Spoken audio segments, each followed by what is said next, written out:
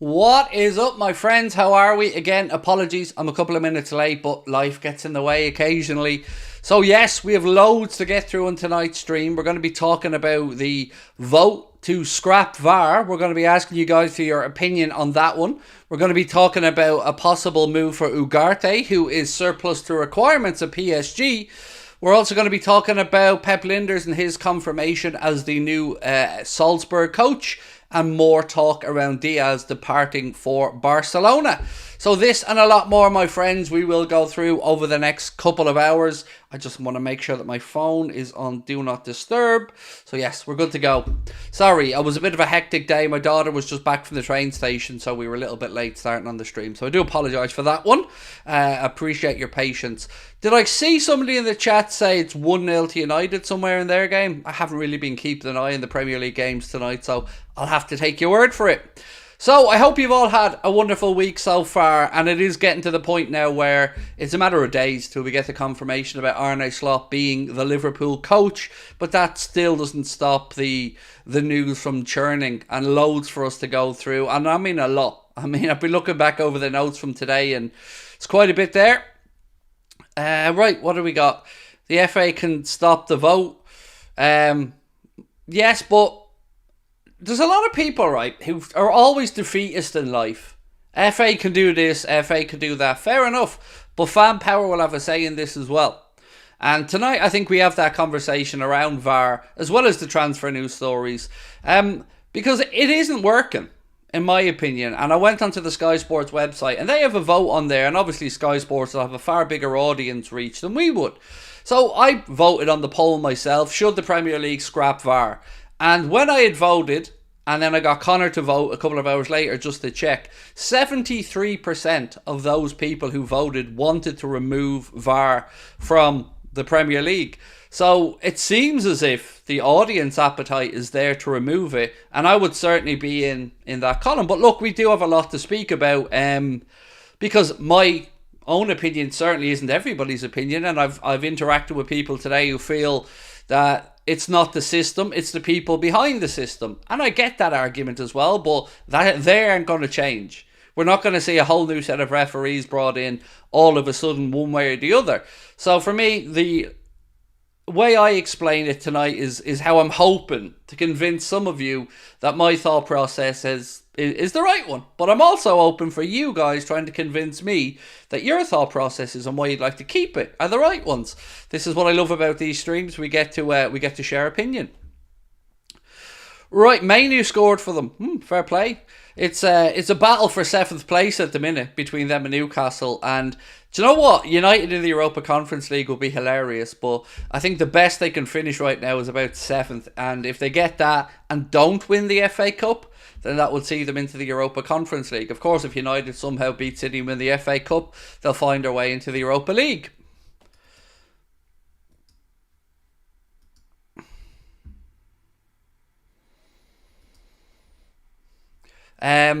Scrap VAR, it's a farce, ruining the game, said Alex Macklin.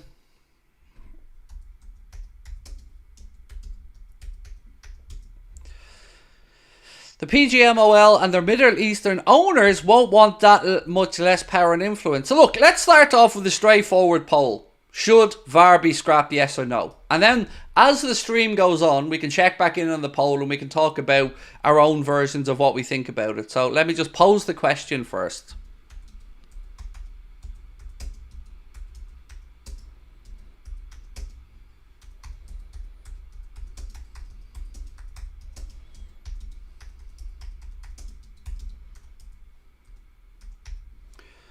Oh my god, I typed that quickly without mistakes. I'm getting better, ladies and gentlemen. I'm getting better. So look, I've asked the question, should VAR be removed from the Premier League, yay or nay? We'll leave that running in the background as we go over the rest of today's news. And then we'll have a little debate in an hour or so, and we'll see where we're all fixed at it. So, to get back into today's news, let's start off with... I guess, the confirmation that we got that Pep Lijnders has signed to become the new coach of RB Salzburg, and Vitor Matos will be joining him in Austria. So, no surprise there. I mean, if you're looking at the whole Red Bull brand of clubs and the way that they operate, the way that they coach, you could see why Pep Lijnders would fit really well into that system. And I think it's a great start for Pep Lijnders on his, well, I know he's had a very brief managerial stint before, but I think this is a good move for him to a good system where he can progress himself through to, let's say, Leipzig next, and then who knows after that. So I think congratulations to Pep Lijnders on that one. Obviously his time at Liverpool will be coming to an end, and Vitor Matos will be joining as his assistant at RB Leipzig. So congratulations to them both. Happy birthday, Shane. Where's Shane? Is it your birthday, Shane? I'm trying to catch up on all the comments, sorry. Where are we? I can't see the comment, but Shane, happy birthday, mate. I gather it's your birthday. So happy birthday, sir, and many happy returns. Fans of Spurs / Fools, congrats, we Farmer League. Rob, what? Fans of Spurs / Fools, congrats, we Farmer League. I don't know where to go with that, Rob, mate. I haven't got a clue. Yeah, I'm totally stumped. Maybe I missed something really obvious on that one, Rob, but I'm stumped, bro. Am I ready for the Wolves game? Said Craven Moorhead. My favourite name, by the way. I mean, Craven Moorhead. Who isn't? Who doesn't? Who isn't on Team Craven Moorhead? We're all on Team Craven Moorhead. In fact, I might say Craven Moorhead is one of my favourite account names ever, because I think it summarises how most of us men feel a lot of the time. So, Mr. Moorhead, are you ready for the Wolves game? Apparently my wife's too busy smashing up something out there. It's like when I want to work, everyone starts banging stuff in my house. What's been broken? Silence. No, I'm not ready for the Wolves game. In answer to your question, bro, I really amn't. I'm not ready to say goodbye to Klopp. Oh yeah, I knew it's been coming for a long time, but I'm not ready. I'm not, but I'm gonna have to be, right? Because it's gonna be an emotional weekend. Hi Craig, can you talk about Manuel Ugarte? I will, Vilmer, but I've got to work my way through the news, mate, bit by bit. Hello Craig, crazy to think we've won last game with Klopp, but can't lie, I'm excited for the change.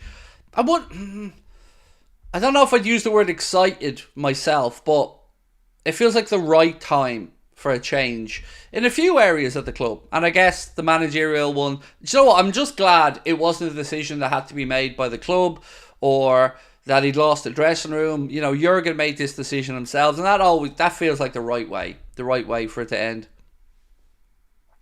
Spurs fans are not football fans. Look, I'm not here to judge other people. I gave you my own opinion on these things. I thought it was extremely pathetic of... Look, I couldn't imagine a situation where I, as a Liverpool fan, would want to forgo us being in the Champions League potentially the season after to stop United or Everton winning the league. My own club comes first, and the benefit of my own club comes first. So yes, I get it that Spurs were still unlikely to get that Champions League spot, even if they beat Manchester City. But to be celebrating a goal, it's pathetic, really, isn't it? Like, let's be honest about it. It is pathetic. If Liverpool were in with a chance of Champions League football, I'd want Liverpool to do their best to get Champions League football. And look, we spoke about this the other night as well. Liverpool have history of beating Blackburn when they were going against United, or United were going for a league title. United messed up themselves on the last day there, but Liverpool did their job and beat Blackburn by 2-0. So ultimately, it just feels a bit tin pot, you know, that you're so obsessed with not having a rival win something that you're willing to sacrifice your own team's potential Champions League qualification. To me, it just feels weird. But as I said, that's just my opinion. Others can do as they please. Spurs fans rejoiced at the defeat. The result was Man City champions. Yeah, look, that part, Rob, as you know, with me, bro, doesn't sit well. The sight of those lads winning another league title, while the rest of us have to grin and bear it, isn't great. You know, it's not a great look for football. It's not a great look for the Premier League. But until this case is settled, this is where we're at with it, you know.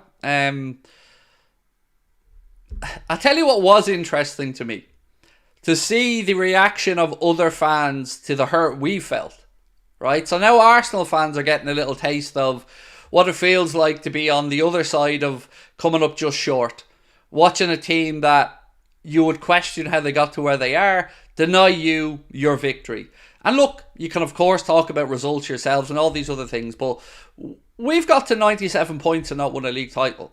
That's disgusting in any level. So Arsenal fans are going through what we've all gone through. And I wonder, will we now see more of a narrative towards when will Man City be punished? Because, you know, everybody liked to mock us and laugh at us and say, oh, nah, ha, ha, ha. But now it's a London club. Now it's Arsenal and their fans who are potentially being denied a league title because of 115 charges FC. So let's wait and see how it all pans out. Have I seen United's game? They're literally hanging on for dear life. No, I haven't been watching any of the football tonight, mate. I've been working away. Then we were collecting our daughter from the train station. Then I jumped straight back in here to come on and have a chat with my good friends on Anfield Agenda. So, a couple of other bits and pieces. Let's talk about something Fabrizio Romano said, that PSG have made contact with Xavi Simon's camp to confirm they've no intention to sell him permanently. Loan move is the most likely, and he will have a say on picking his next loan club. So that's from Fabrizio Romano, because we did report the other day, and Fabrizio reported that he won't be going back to PSG. Well, it looks like it'll just be a loan move for Xavi Simons before he goes elsewhere. However, Ed Aarons has posted something today that has again worried me a little bit. Transfer Sector have posted this to say clubs in the Saudi Pro League will pursue another wave of big name transfers this summer in an attempt to increase its profile, with Liverpool's Mohamed Salah and Alisson Becker among the Premier League players being targeted. And this follows on from the conversation we had last night where we talked about an article that was written that suggested Alisson Becker was open to the move to Saudi Arabia. I've no idea on whether he is or not, but it feels like this is a bit of a backtrack. Can you talk about Liverpool, not PSG? Fuck you, I'll talk about whatever I want, and I am talking about Liverpool if you're paying attention here, mate. Don't ever come in with that attitude. I'll do what I want when I want on my channel and address people how I like, talk how I like, on the topics that I like, in a fashion that I like, in a numerical order that I like, and it all links in, mate, because loads of people wanted Xavi Simons at Liverpool. So it all links together rather well, and again, I'm here for 2 hours. I've a lot to get through. I don't need smart ass little people in the chat saying, can you talk about Liverpool and not PSG? It all ties together, bro. It all ties together. Because remember, we are in the transfer market. We are looking to bring in players. And Xavi Simons was a player that a lot of people like. So let me concentrate on the topics. And then when we need you to chime in, bro, we'll let you know. Right, so anyway, my apologies. Back to this one. I'm worried about it because these things about Alisson won't go away. The links to Mohamed Salah, look, they're long-standing. We know about those. But these ones are worrying me. I'd like a denial. I'd like a no thank you from somewhere. But the thing that got me last night in the article that we spoke about was that it's Alisson's family. According to this piece last night, it's Alisson's family and the climate at Liverpool that they're having trouble adjusting to. I don't know if it's true or not. Could I imagine a world where it's possible? Of course. If you come from a nice, sunny, warm climate like Brazil, then you go play your football in Rome and Italy. I would imagine the temperatures and the climate's a little bit better than Liverpool. So I, in theory, could understand it, but he's still contracted to the club till 2027, and I don't want to sell him. Do you know what I really don't want to happen, though? I really don't want to lose Kelleher and then at the end of a window have this conversation about Alisson if, let's say, something happened and he did want to move. That would really, really concern me. So I hope that's not the case, but it is being reported that Saudi are coming back in. And also I'm a little bit confused about it because I swear I read an article published by people who keep track of the Saudi Pro League to say that they're switching up, that they're no longer looking for the, you know, here and now top players coming towards the end of their careers. They're looking for younger players. Well, again, this seems to be a bit different because look at what we've seen Been mentioned this week alone. You've seen Salah, Alisson, Casemiro, Bruno Fernandes, and a load of other players who are all... I don't know what age Bruno is, but the rest of them all over 30. And it doesn't seem like we're moving away from the aging players category. But I don't know. I just hope there's no truth to it. Interestingly, though, while we're speaking about Mohamed Salah, I was reading John Aldridge's piece in The Echo earlier on. And John Aldridge, as you know, is a huge Liverpool fan. And in the piece, he went through various different situations at the club. But one of the things that he said is that he expects, not that he so much wants, but he expects the likelihood is that Mohamed Salah will move on this summer. And I just had to jump into the comment section because I went into the comment section immediately to see exactly what I expected. I don't know what John Aldridge's issue is with Salah. I don't know why Aldridge hates Salah. Aldridge needs to shut up about Salah. Blah, blah, blah, blah, blah. It's weird. It's weird. It's like you can't say anything, even though John in no way went in on Mo or anything. It's just mad, man. When you talk about Salah at all of a sudden, baboom. You're a hater. You can't have an opinion. Anyway, to get to my point, John Aldridge felt like if we did lose Mohamed Salah, he thinks we should go all out for Jared Bowen, which again is a topic of discussion we've had many times on the channel.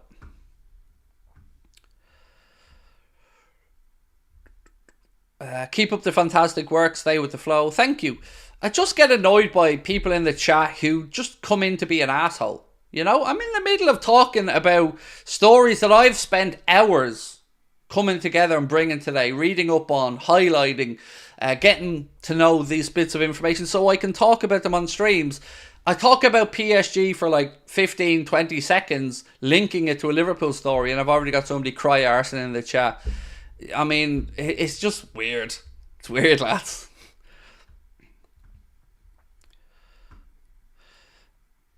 A sub for PSG. We don't like Uruguayans. So, him being a sub for PSG is part of the problem. And I guess that links us on rather nicely to speak about Manuel Ugarte. But don't tell our friend, because he plays for PSG. Your man will be having a meltdown here somewhere. Your man that was in earlier on, he'll be in the bathroom in the fetal position crying or something, because we're about to speak about PSG again. Right. So, from L'Equipe in France, it said PSG coach Luis Enrique is expecting a number of players to leave this summer. Chief amongst them, Manuel Ugarte. And then LFC Transfer Room were posting and they said a lot of opinions thought we missed a trick not signing him last summer. Should Liverpool be interested again in this summer transfer window? For me, yes. I definitely feel like we should have signed Ugarte last summer.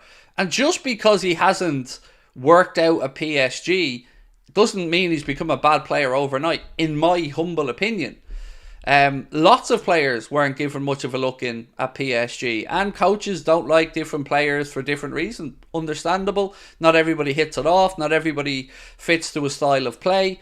But you also have to look at the fact that George Mendes, I think, has 6 or 7 players there in PSG. And he loves a pound note. So I would imagine another move for one of his players away would excite him quite a bit.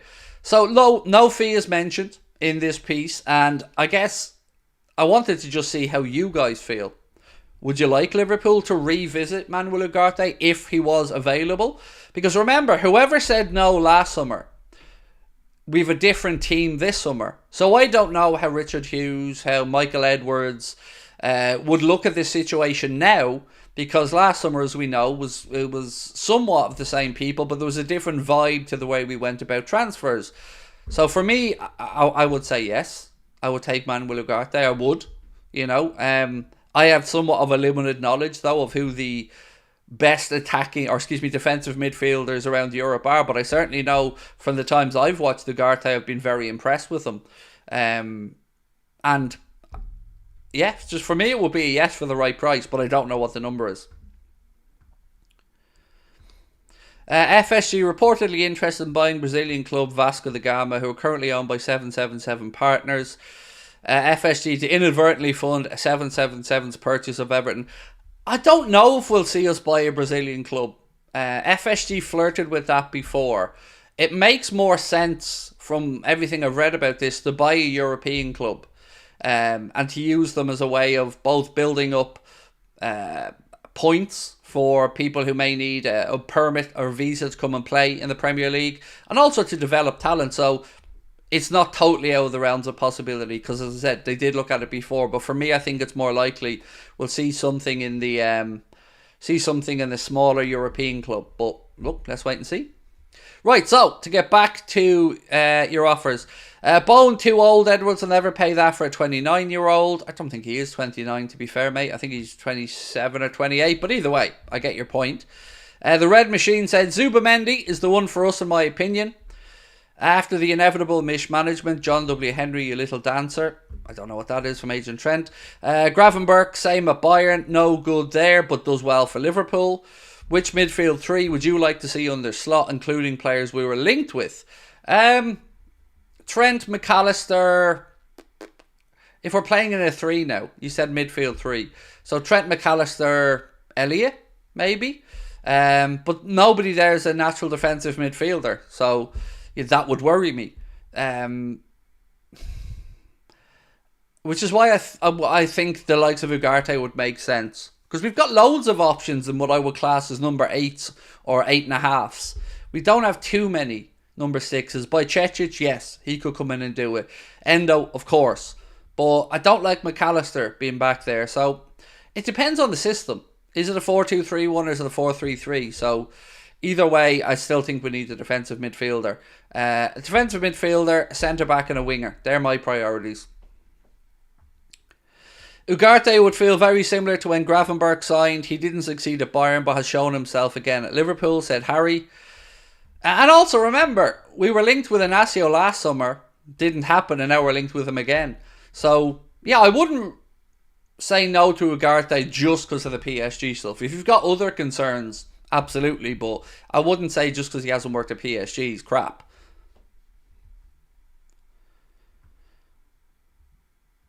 Santino, thank you. I nearly missed that, mate. Thank you.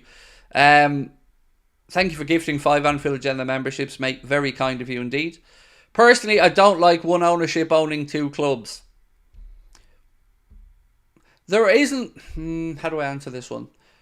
There are pros and cons to it. Absolutely. Like, for instance, if you look at Red Bull and their brand of clubs, certainly a lot of Salzburg fans have been unhappy at times about that. If you look at other multi-club ownership models, then yes, there are certainly pitfalls for those who definitely aren't at the top of the food chain, shall we say. So yeah, there are certainly genuine concerns to be had about multi-club ownership.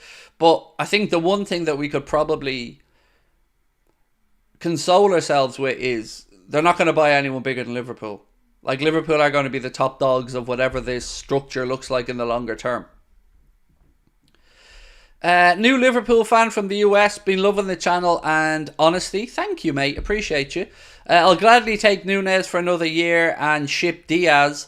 Hope Harvey can take us to the next level in the slot. Wouldn't mind Isak either. Mate, I agree with everything you've written there. You know, are you sure you knew? Because we're on the same wavelength there, my friend. And thank you as well. It's always lovely to welcome new people in, mate. Seeing yourself from the United States of America coming across as well. Welcome in. And thank you for your insight. I wouldn't say no to Isak either. I think most of us in the chat here have a soft spot for Alexander Isak. And honesty is something I'll always give you. Sometimes I'm sharp, right? Sometimes I'm cutting in my comments. But most of the time, I like to think I'm a fairly reasonable, nice dude. And thank you, mate. Appreciate your support. And welcome in. Should not go for the DM that played with Slot. Ugarte would be good. I just think we should let Slot pick.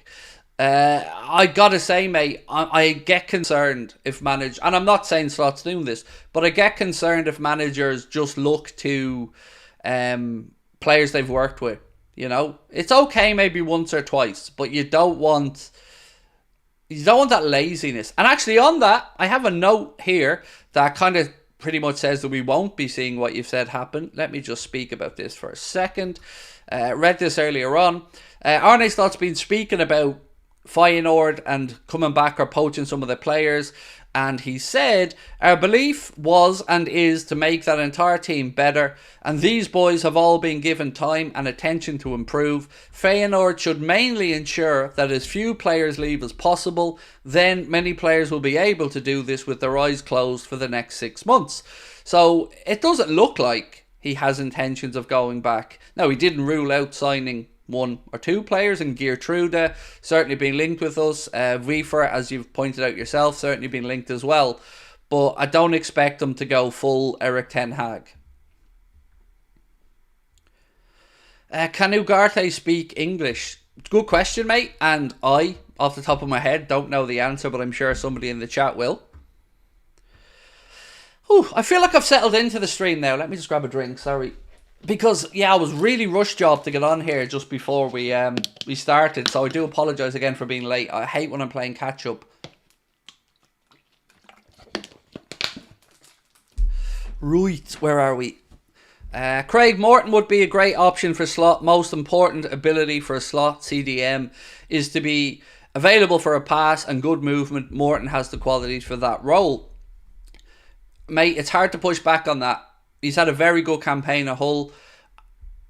I might be a bit snobbish about this. You know, maybe I'm not giving Tyler Morton the credit that he deserves. I do expect he'll be looked at. And if he is the solution, if Arne Slot is happy and wants to utilise him, then I'll trust the manager.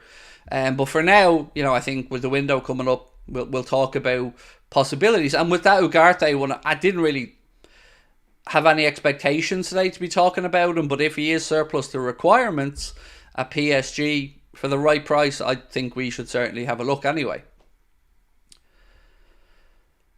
Is Ugarte still at PSG? I feel like he went to Saudi in Jan. No, he's still there, mate. Just hasn't been playing very much. Which position does Ugarte play? Number 6, defensive midfielder. Be careful with that water bottle. No flooding the kitchen. It wasn't. To be fair, it was a water bowl that flooded the kitchen, mate. Oh, and I was doing so good, David, that day, mate. You know what I mean? I'd let the dog out for a wee. Nobody else was in the house. It was just me. Well, actually, my son was upstairs, but I was the only adult. So it was just me, and it was 2 minutes to go to stream time. And I said, "Come on, Harvey, come back in." And he didn't come. So I thought, I'll be clever here. I'll go to the fridge, get a bit of ham out. He loves a bit of ham. And no sooner did he hear the crinkling of my hand on the ham packet in the fridge than he came belting down the garden, straight in, all excited because he knew he was getting some num-nums. And then his chunky little butski knocked over the water bowl and it went everywhere. Thank God we have a tiled floor though, not wooden floor, so that would have made it a lot worse. If we sell Ali, I think we should go for Coble at BVB, but Kelleher I wouldn't complain. I think, look, if we were to sell Alisson, and I can't say this strongly enough, I do not want to sell Alisson. Before anybody tries to jump down my throat, he's the best keeper in the world for me. Don't want to sell him. But if we did, I think, look no further than Kelleher personally. I certainly feel he's earned the right, if Alisson were to move on, to be considered for the first goalkeeping position, but I'm sure others would be looked at as well. Barry, how are you, Barry? Thank you for your super chat, mate. Very kind of you. Said, hi, mate. Slot's first mission is to take a look at who we've got and drill them on how to build up in less gung-ho fashion and get into a better shape out of possession, as much about that as the newbies. Absolutely, I agree. And there will be changes, stylistic changes to how we utilise possession, where the players move. Think of a kind of hybrid between what Pep does and what Jurgen does. But yeah, it'll be interesting to see. And I have to say, Barry, you've made some great points, mate, in recent days that I really have appreciated your insight on these things. So thank you again on that one. Anfield Agenda, sorry for going off topic, but when's the Arne announcement? So at this point, and I am guessing, mate, so at this point it feels like you might as well wait till Monday to make the announcement, because we've got a game on Sunday. I believe they've got a final game of the weekend as well. We're close enough to Jurgen's farewell at this point that I feel like we just wait. It feels right to wait till after the weekend. Now, the thing that was delaying it a little bit, the Sipke Hulshoff being his assistant, he resigned from his dual role. He used to work with Feyenoord and with the Dutch national team. Yesterday, he stepped away from his role as the assistant to Ronald Koeman. So now he will be free to come and start work immediately with Arne Slot and whatever other coaching team we have.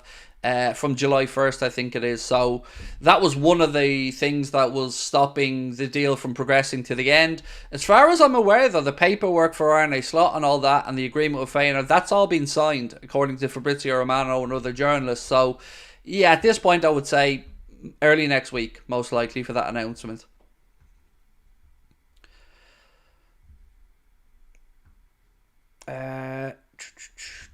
Whitehammer, how are you, sir? My big worry with Slot is levels. Will he realise the level we need to be at? Klopp knew as he competed at every level before us. Edwards is who we are really relying on. I truly believe that.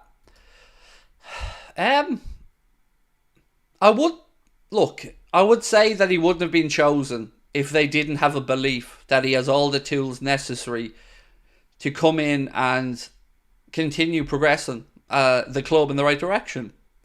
A lot of it for me, Whitehammer, is going to come down to how much change there is behind the scenes in the summer. Are we going to see real upheaval with 5 or 6 first team players leaving? Or are we going to see a managed, not changing of the guard, but a more reasonable changeover? It's going to be an interesting one. It is. I'm deluded most of the time, but I'm optimistic on it. I can't say I'm sitting here 100% guaranteed that Slot's going to deliver us a league title, but I like the cut of his jib. And looking around the world at coaches now, everybody has their own favourites and their own choices. But for me, I like the idea of trying for that next super young manager. Didn't work out with Xabi Alonso for obvious reasons. So yeah, I'm happy. Again, Amarim and Alonso were the two that I was pushing for. But when Slot came into the picture and I looked into it, and again I remember he turned down the Spurs job and he turned down another opportunity. So it's not like he hasn't had a chance to come to the Premier League. He also has been very careful and methodical about the next step in his development and the right club. So he didn't just run to the first Premier League club that came batting their eyelids at him. So that's what makes me a little bit more optimistic, because he wants us, and that feels good that he wants us. Lorcan, thank you for gifting a membership, mate. You're very kind. Slot needs to teach us how to defend. Yeah, we definitely need to defend better. There's no denying that, mate. We need to defend better. So I'm currently working on a video where you guys suggested it, and I'm currently researching it and putting my notes together. But I'm going to do a video where I go through pretty much everybody that's been in the first team this season and give them a season score overall out of 10. Probably break it up over 3 videos. Do the goalkeeper and defenders, then the midfielders, and then the forwards. But researching it has been very interesting, because some of my own perceptions have been challenged by what I've seen in the numbers. And the hardest one of all for me this season has been to pick a player of the year. And I'm not doing a player of the year video, so I'm happy to talk about it on here. I still stand over Virgil being our most consistent player this season, which feels weird because I've criticised him. I've criticised his leadership. I've criticised the organisation of the defence. But I still think with the right help, Virgil can be as good as we think him to be. And the stats this year have shown that Virgil is certainly returning to form far more than last year. He's in the Premier League Player of the Season vote. And there have been other players this season who've come in and had really good spells. You know, Conor Bradley came in flying when he was in. Start of the season, Mo had a good start as well. But I think consistently across the season, I still think I'm going to end up with Virgil van Dijk as the player of the year for Liverpool. The Mighty Reds, thank you, mate, for gifting a membership. Appreciate you. Oh, 1-1. Anthony Gordon scored. 150 million now, is it, for Gordon? Actually, Glenn Johnson was being interviewed by somebody. I can't remember who it was. I think it was one of the betting companies or something.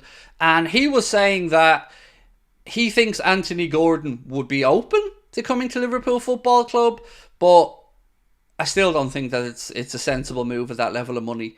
Like, he's a good player, and if he could stand on his feet and not go to the ground too much, he could be a better player. But for me, 100 million is just stupid money for a player that was 45 million quid a season ago. So I don't see it being a realistic one. That's going to be an interesting video. Yeah, look, I've tried to, as I said, not just do it off my own vibe. You know, usually if I go through player ratings videos after games and stuff, I haven't really had a chance to process the game in the same way as everybody else, because my attention is somewhat torn between the game and the conversation. So doing this video, and I'm getting towards the end of the defensive part of it now, it's been challenging to look at the statistics for the players versus what my own initial thoughts were. And I'm going to enjoy making it, and I hope you guys enjoy the videos as well. I'm going to get them out as soon as the season's over. I called it that Ruben Amorim wouldn't come because of wanting too much control. Slot a much better fit, so hopefully that works out. Strange that Klopp emptied key personnel out of the club and then decides to leave. Key personnel that he emptied out. Who did he empty out? No, I'm not denying people have left the club, mate, but Julian Ward left. I don't think Jurgen forced him out. George Schmaka was always a temporary thing.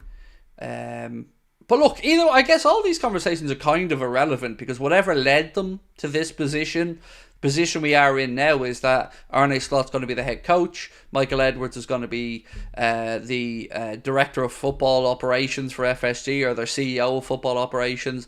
Then we've got Richard Hughes, who's the sporting director at Liverpool. Pedro Marquez coming in from Benfica as well to oversee, and then Julian Ward coming in as well. So, much like I think Whitehammer mentioned earlier on, I'm putting a lot of faith and belief in us getting it right on that side of things. That the scouting and the player recruitment will be better.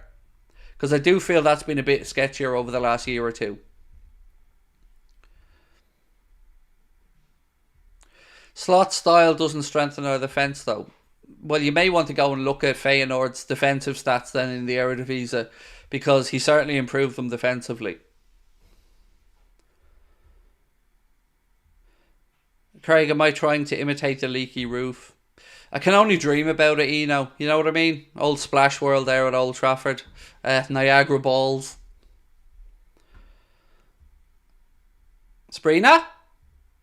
No, I don't know who just be walking around my house. I just hear a door bang and I'm like, hello?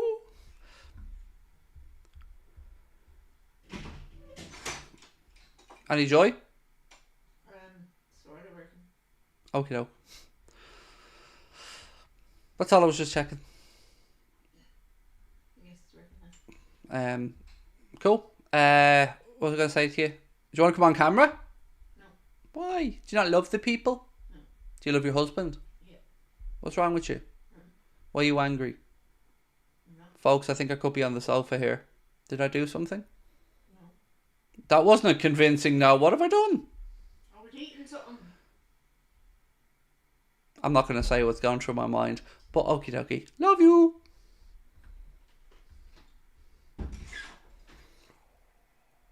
She's not happy. Could be in trouble there, folks. Where am I on? Where was I going with this? So, a story came out earlier on from Mundo Deportivo, who are a Spanish-based outlet, I believe with a head office in Barcelona.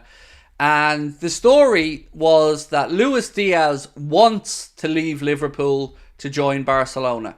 Now, I tried to translate the piece, so I'm going to try read through what I was able to translate to you guys. Now, remember, it is a loosely translated piece. It said, Luis Diaz, 27 years old, is the most desired end for Barca.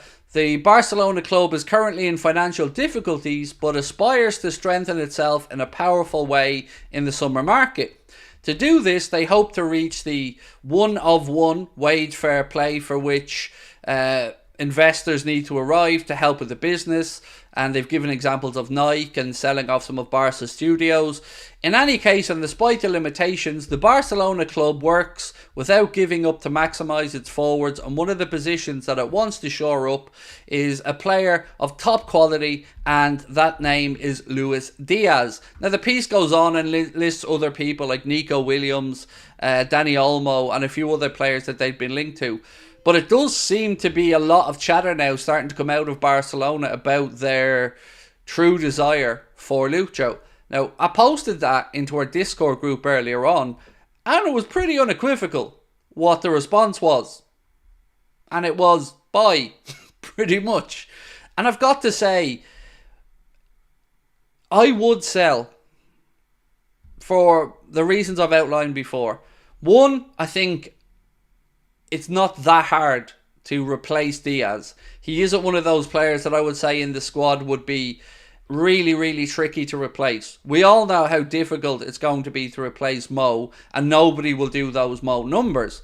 But with Diaz, I think bringing in a winger who can run and attack at people, I think there's plenty of them out there. So if Barca came in, if he wanted to move, and if Liverpool got a number they're happy with, it genuinely wouldn't concern me if we lost Diaz. I don't have any desire to move him on, but of the players being linked with moves away, I could live with Diaz going, in all honesty.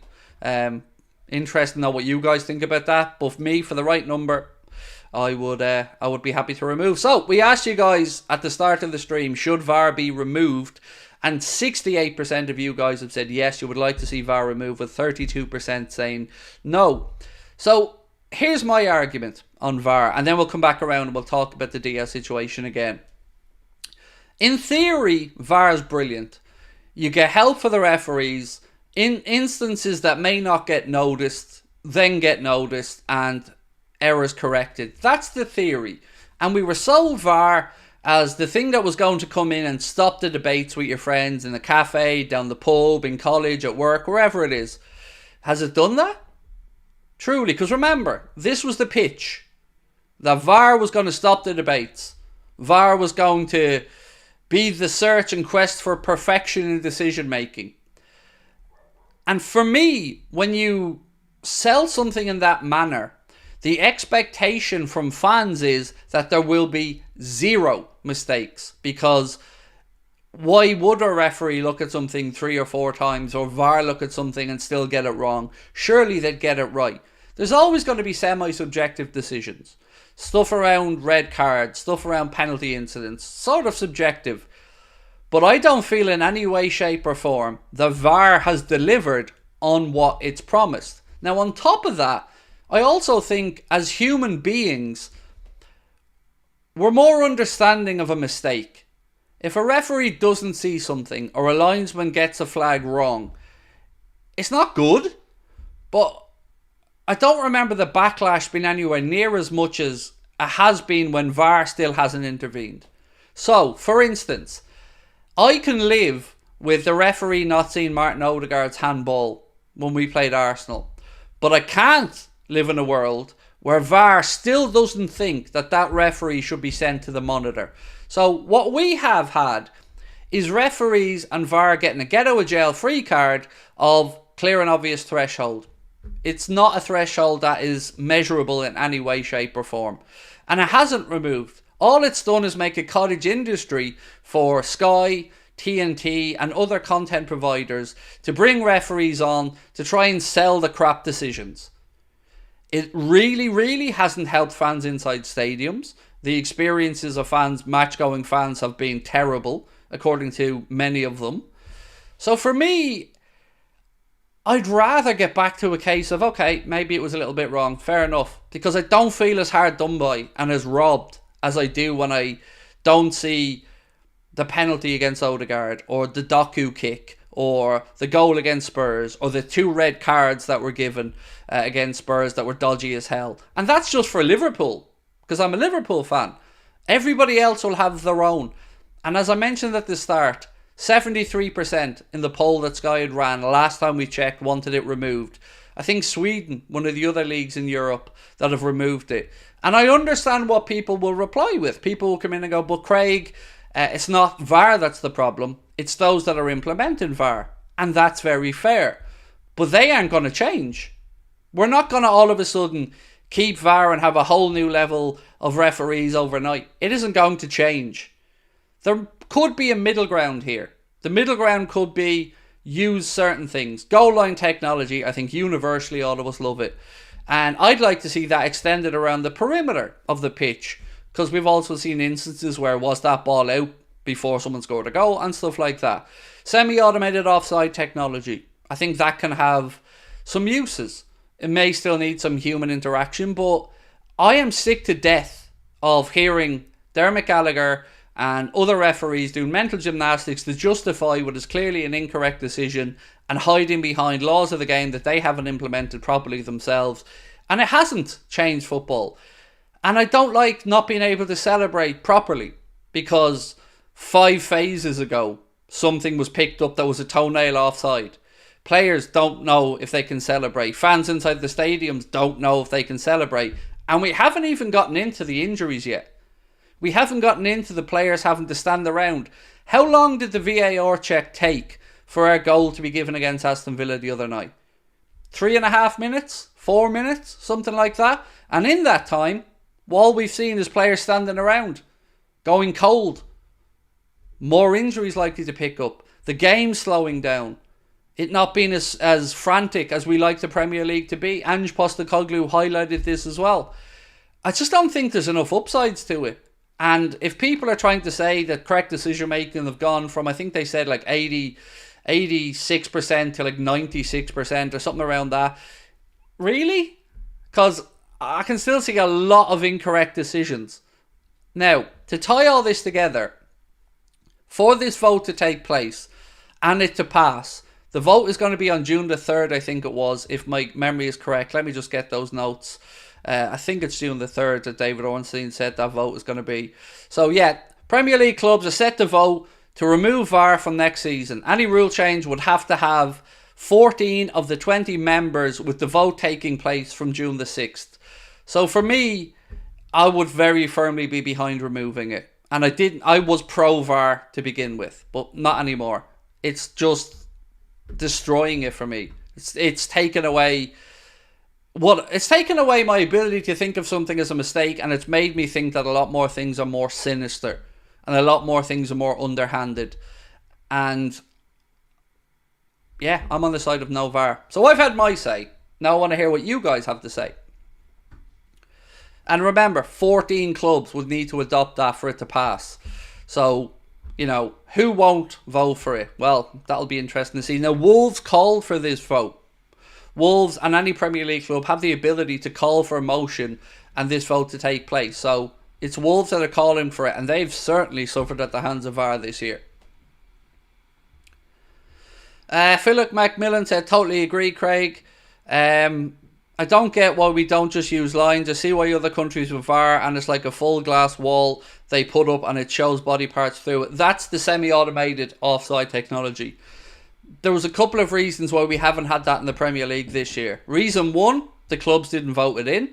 Reason 2, the football that's used in the Premier League, the Nike football, hadn't been trialled and tested enough with the technology. So that was the reasons it wasn't. I agree with you. I think that technology is brilliant and gives you a really good, clear indication of somebody being on or offside. And as much of it that can be removed for human error, the better.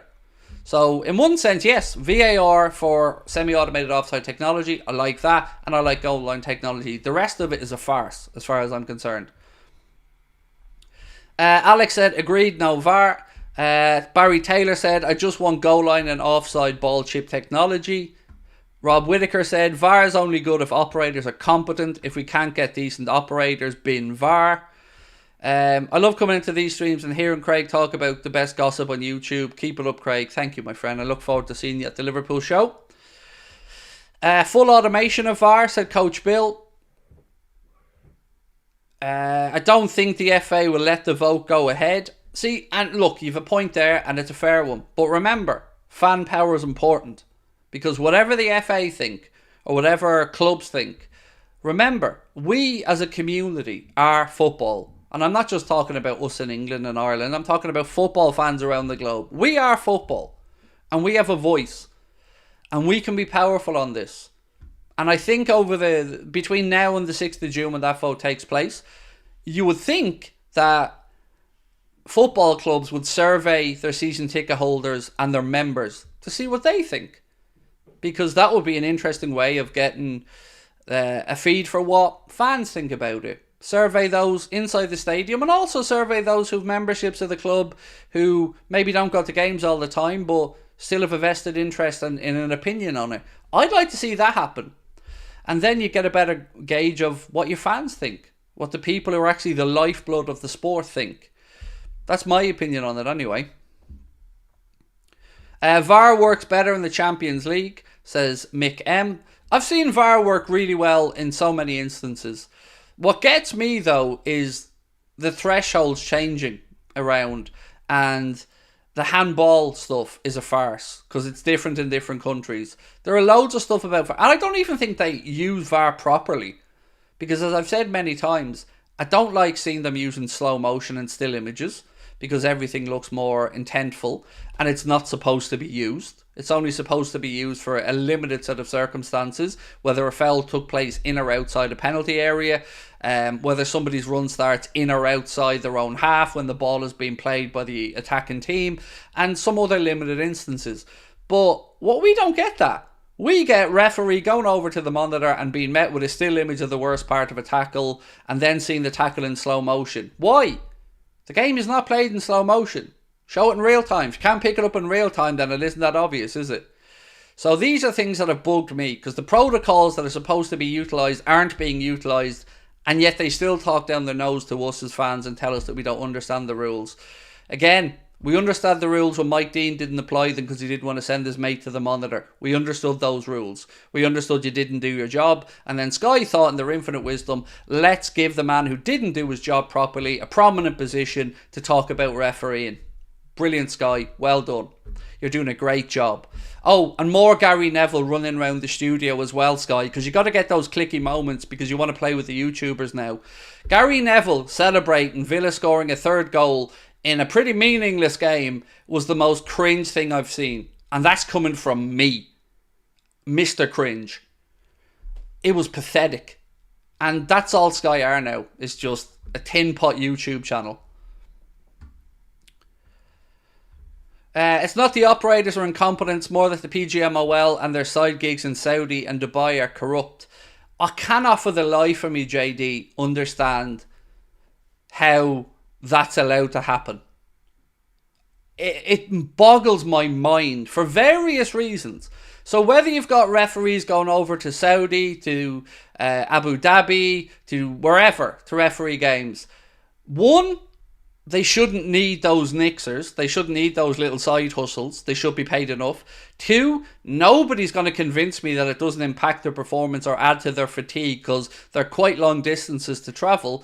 And that's before we even get into the dodgy look. The fact that some of these countries that are bringing these referees owners are involved in owning Premier League football clubs. It just isn't a good look. And I don't understand for the life of me how they're allowed to do it.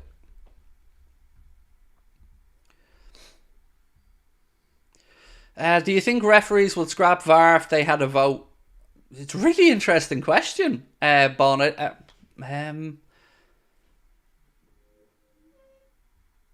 I think they might, because I've heard enough stories of referees who don't like being undermined. There's been a few stories about specific referees who almost take it as a personal insult if VAR asks them to do something because they feel like they're being undermined.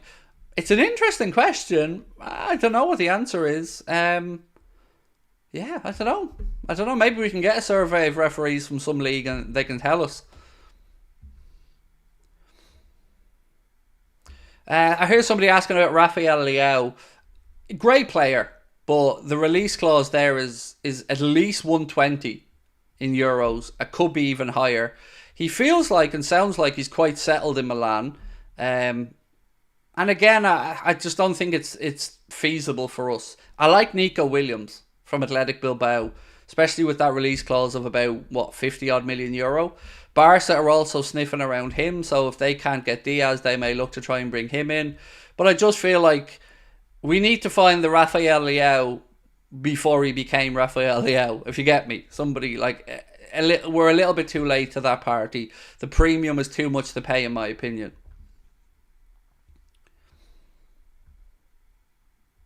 John Deere said, enough of clubs voting, us fans should get to vote. Yes, 100%. And that's what I said, mate. In my humble opinion, all 20 Premier League clubs should survey their fans by email. They no doubt will have lists of season ticket holders and members. And the reason I say season ticket holders and members is you kind of have to draw a line somewhere. You know, a lot of people have membership to the club or in the Auto Cup scheme, or they like the membership perks of discounts on the club stores and all that kind of stuff. So survey everybody and ask them what they think. And I'm not saying that they have to bow down to what the fans think, but if there's an overwhelming response showing a favour for one or the other, it should certainly be under consideration, because again, the match day experience for those inside stadiums with VAR has been anything but good enough. We at home get a bit of a better insight at times, but it's just crap. Like, I hate now having to wait to see, you know, you score a goal and you celebrate for a second, and then it's all kind of all eyes glued to see how many phases they go back. Was there something we all missed out on? It's too much, and it's taken too long. And even some of the offsides, you can see with the naked eye in half a second. Some of them are tight, but it still takes too long. So yeah, for me, it's a massive no. Get rid of it for me. Can anybody please tell me what the news is with VAR? Yes, I can certainly go back over for you. So, David Ornstein of The Athletic was the first one to break this story. Wolves have called for a vote at the Premier League's AGM, and Premier League clubs are set to vote whether or not to remove VAR from next season. Any rule change would require at least 14 of the 20 Premier League members, with the vote taking place on the 6th of June. So that is the VAR news. Somebody else said, can I recap on Ugarte? Of course, Umar, no problem, mate. The news on Ugarte is this. L'Equipe in France have said that coach Luis Enrique is expecting a number of players to leave this summer, chief among them Manuel Ugarte. Our friends then at LFC Transfer Room just posed the question, you know, we were linked with them last summer. What would you say, Reds? Would you still be up for it this summer if he was available? And we haven't had a poll on it yet, so let's do a poll. One second.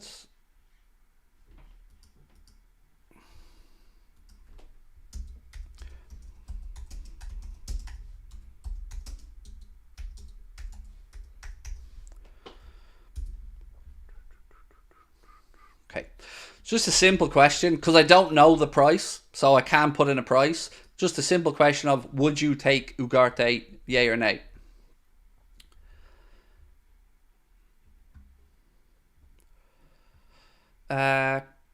Curtis Jones has announced him and his girlfriend are expecting a baby. Congratulations. Yeah, absolutely. Wonderful news for Curtis Jones and his missus.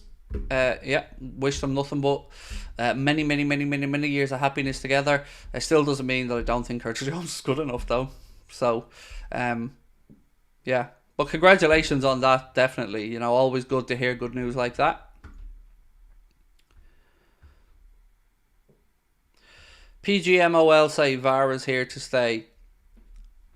PGMOL can kiss our asses, quite frankly, mate.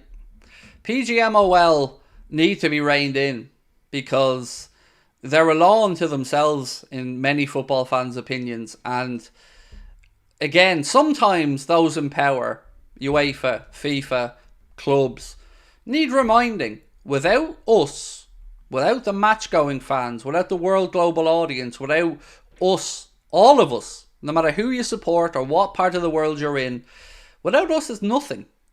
So we and the players and the coaches should decide, not the PGMOL and Howard Webb and his band of apologists, because the printers there must be running low on ink with the amount of apologies the PGMOL have had to dish out this season.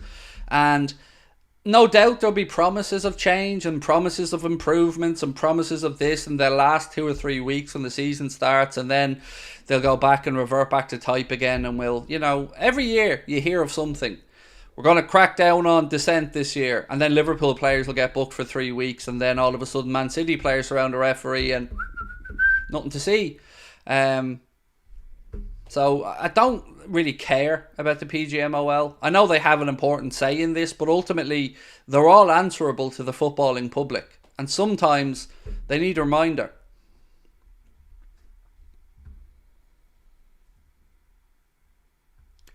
He's too young to have a child, doesn't need the distraction. I would disagree. I think the idea of a football player starting a family and settling down young is a good thing. Speaking from my own experience, we had our daughter when I was 23, not even 22, not even 23, just heading for 23. And it settled me down and certainly turned me into a more respectable, sensible human being. So I can only speak from my own life experience.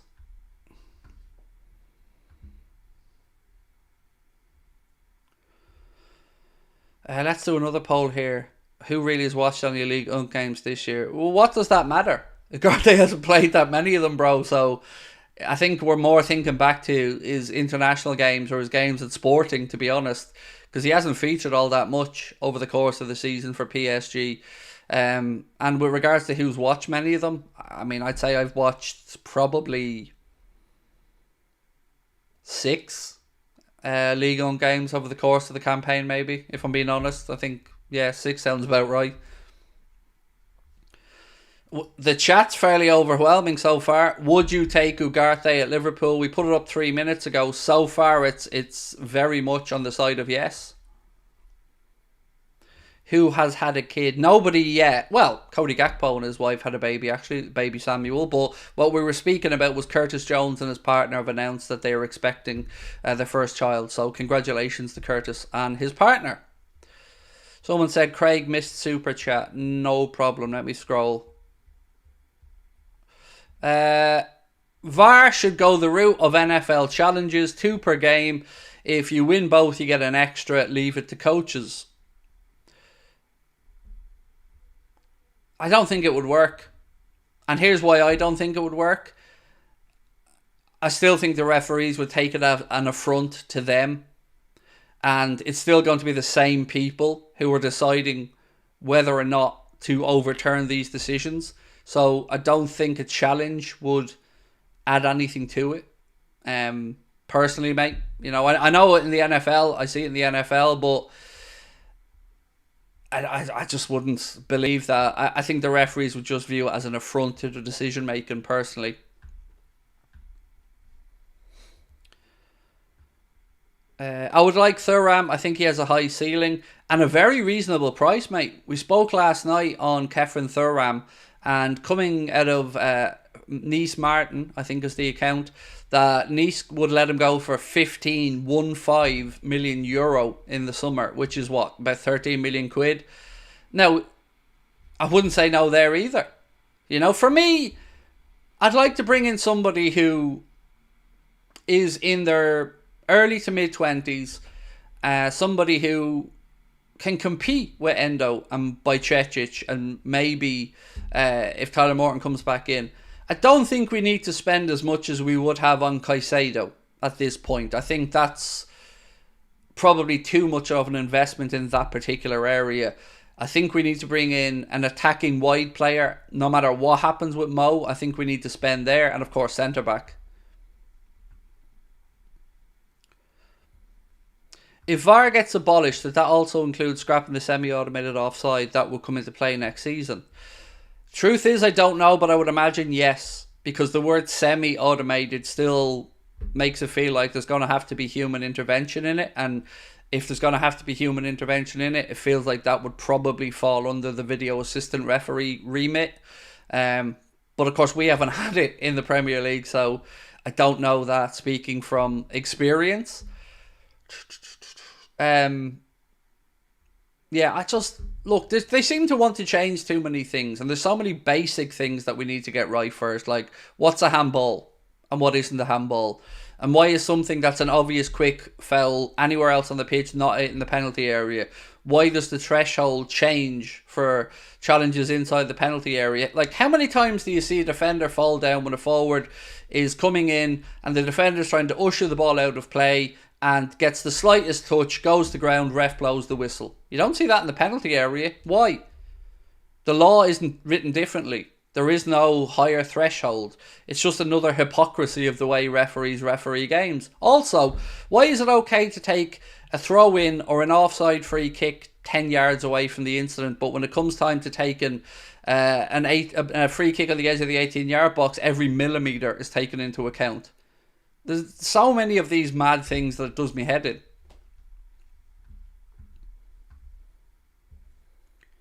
Do I think Liverpool should go after Vitor Roque from Barcelona? No, I don't. Yeah.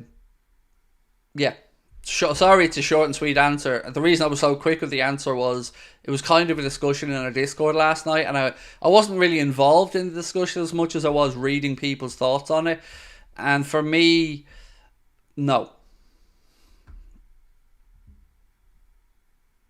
Ugarte numbers were phenomenal. Do we know why he hasn't played at PSG? It must just be the manager doesn't like him for the role or in the way he sets up. Yeah, I'm genuinely surprised because I like him as a player, and to see him not getting as much game time just feels mad to me. Reece James got sent off for Chelsea. He's only back as well a little bit, Royal, right? That's mad. They were winning though, if I remember correctly. I think you guys were saying they were 2-0 up or something. So I haven't actually done a pitch yet so far tonight. Ladies and gentlemen, let me say thank you first and foremost. Tickets for the Cardiff and Liverpool shows are selling quicker than we thought. Really pleasantly surprised on it. So again, if you'd like to come and see us for our last ever 3 live shows in person, Belfast is May 31st, so 2 weeks and 2 days. Cardiff is going to be August the 2nd and Liverpool August the 4th. Cardiff venue is the Richard Burton Theatre. It's a beautiful little theatre. And Liverpool, we're at the Hot Water Comedy Club. Both of those gigs are all ages events. The Belfast show is over 18s only, and you can get the tickets with the link at the top of the live chat for all of the shows, as well as the links to all of our social media accounts. But again, thank you to those people who bought tickets so far. We are really surprised at the uptake, considering we've barely publicised it offline. So thank you so much to everyone.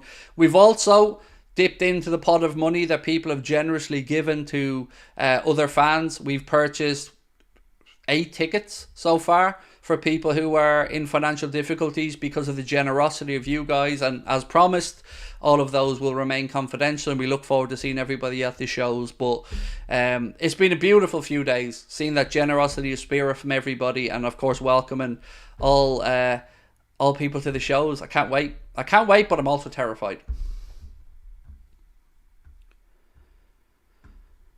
Craig, what happened with the Premier League scheme to put a chip inside the electric ball to help with the offsides?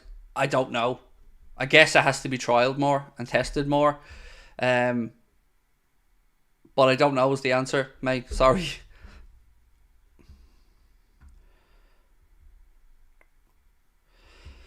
We have fucked it this season, Craig, but VAR has also done a sly one on us. Definitely. I will always admit that we were shafted by VAR, but I refuse to use it as the reason we didn't win the league, because we still could have done it. It doesn't mean that we weren't shafted, yes, but we still had a chance to do it. It was still in our hands at one point, and we let it get away from us, so we've got to take ownership of that failing as well.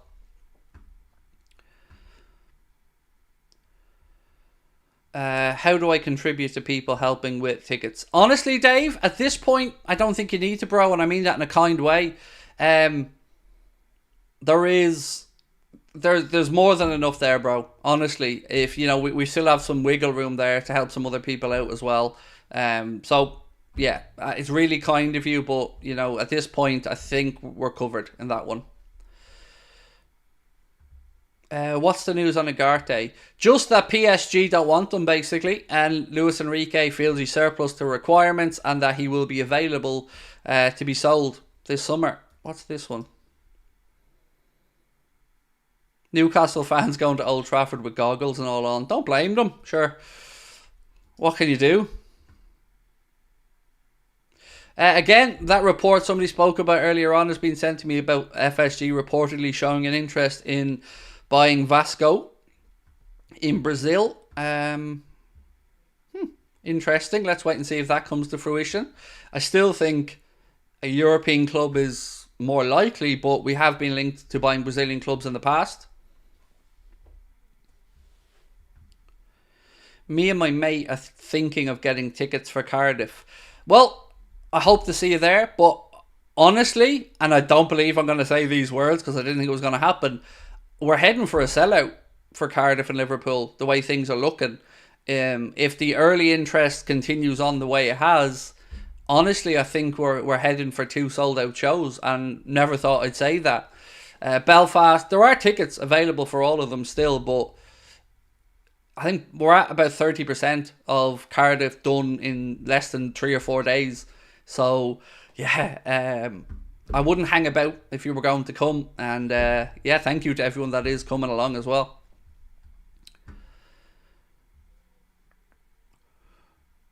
Would we have won the title if VAR was scrapped this season? I don't know the answer to that question, mate. I don't know. Ugarte is just 23 years old and worth 60 million euro, said Mike M. I hope we don't just raid the Dutch league, maybe 1 or 2, but please don't raid it for 4 or 5, it won't work. I agree. I don't want us to go Dutch heavy, but again, there's no indication that we will, so we're just going to have to wait and see. I've also noticed a couple of other people in the chat have asked about the sorry, I'm reading something else here in the background. On the Arne Slot announcement, it will probably be on Monday or Tuesday, would be my guess.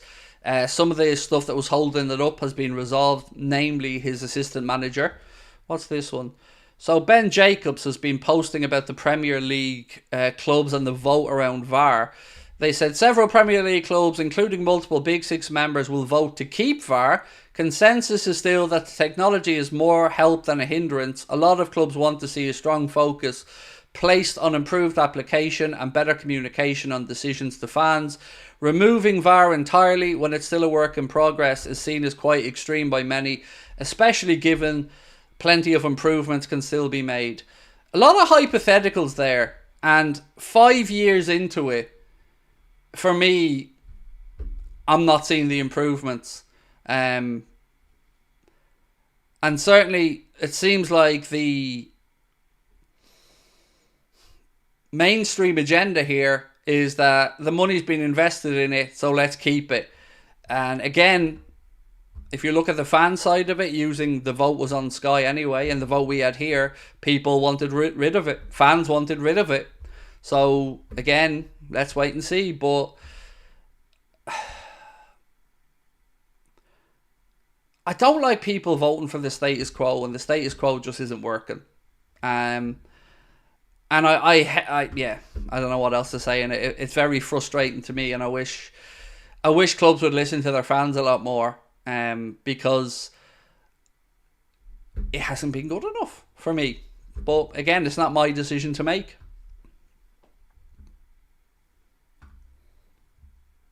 Massive congrats on the sales. Thank you. Genuinely surprised me. Didn't expect the tickets to be moving this quickly. So yeah, really, really happy in that regard. And yeah, very pleased.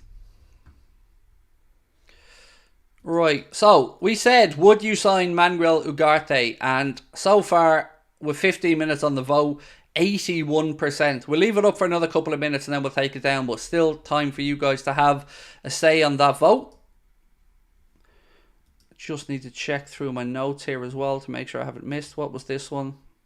Yeah, so Arne Slot has been speaking again about life and what he thinks is necessary to compete at the top. He said, if you're not 20% better than your opponent in matches, you can end up dropping points. Speaking about why he doesn't expect the Liverpool job to be too much more challenging. He said, that would have been the case if I had stayed at Feyenoord too. The expectations at the Kuip are high. People expect both good football and good results. And then speaking about a potentially busier schedule if he comes to the Premier League, he said, I think it's almost every coach of a top club is on the verge of being overworked. Being a head coach is a very tough job, which it is. And again, is why I think the modern philosophy of having a structure in place where the coach does the coaching and the sporting director and others do a lot of the background work, signing of players and stuff with some input from the coach, takes off the coach's workload. Because the last thing you want is a coach who hasn't got enough time to do his job on the pitch with the players and has too many distractions. Barry, Craig, must admit I don't watch PSG. You're not missing much, mate, honestly. I do like player radars though. Ugarte is ranked in the 98th percentile for interceptions, 99th for tackles and 95th for pass completion. And Endo is 63, 63, 82. Look, for me, again, it was a no-brainer last summer, Barry. And when we didn't get him, I was annoyed about it. Same with Van de Ven. That feels like one that we didn't... we missed the boat on. So yeah, if there's a possibility for Ugarte to come to Liverpool, I would very much take it. Maybe there's a little swapsy, because they have some interest in some Liverpool players. So maybe we'll see an interesting offer. But yeah, for me, I'd take him in a heartbeat.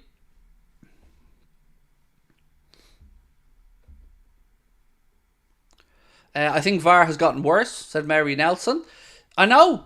It does feel like, Mary, a lot of the times they just don't want to listen to football fans, and that we're, kind of what's collateral damage in some of this. And look, for me, it's really worse for the match-going fans. Being inside the stadium, not knowing what the hell is going on, must be infuriating at times.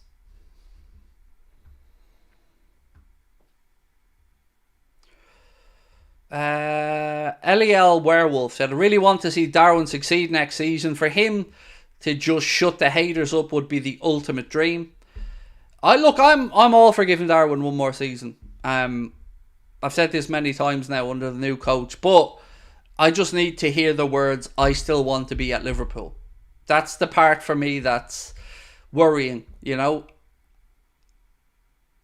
Yeah, if he wants to be here, I'm sound from staying another year. But I don't want anybody that doesn't want to be at Liverpool Football Club, being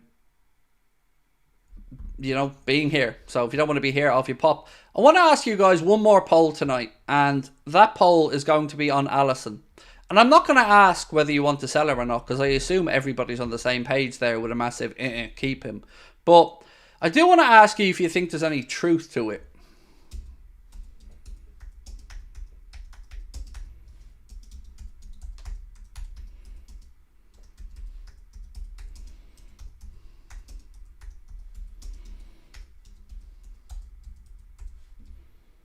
So the way I phrase this is, any truth to Alisson wanting away from England? Because the reason I say England is, the piece suggests it's the climate, the weather, the culture that his family have struggled to adapt with. And, we see the footballer. We see Alisson on the pitch. We know how amazing he is. We know what a good influence he is around the club. But I don't know his personal life. I don't know the man's family. And I don't know if there is any credence to this. But it's a reason that I feel is more believable than Alisson wants to go play in Saudi because he wants to go grow the game of football, as an example. So yeah, I'm going to ask, do you think any truth to Alisson wanting away from England? Not specifically Liverpool, because I'm sure he loves the club.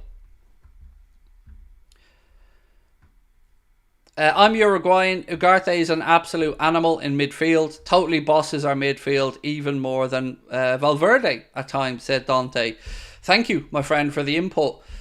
For me, last year, it felt like we missed a trick by not signing him. And if he comes back onto the market this summer, I would love to see us involved in it. Another person you've mentioned there, Fede Valverde, what a player he is. Incredible as well.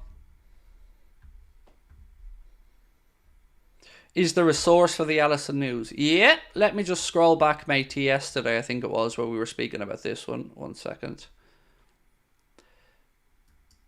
Sorry, 1 second.